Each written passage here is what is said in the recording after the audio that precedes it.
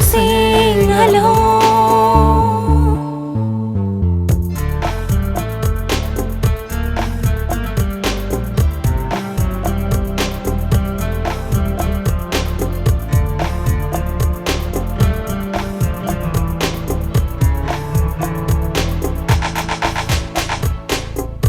Kapapukang sa amir ke talana nilun pen nilam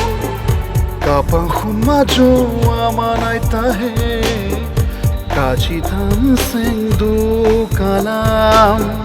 komolang no pen ni no pani sike kan rap thu bolin kang ting pen ni ahapet sika jirap thu sampuve nilunji chidamji munthi nang sing along mayapi kang ting majo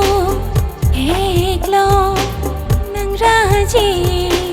kiwan nang kang hu ni singa sirkut along.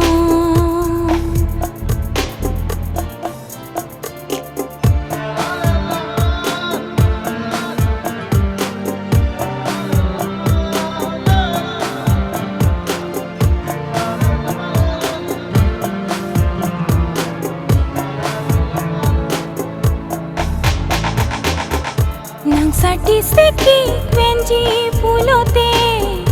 nang mun kalia hoka son ben nang bang nang papolote aho kali si mangmuna son ben komolang no ben ni jo pani seki kan rap thu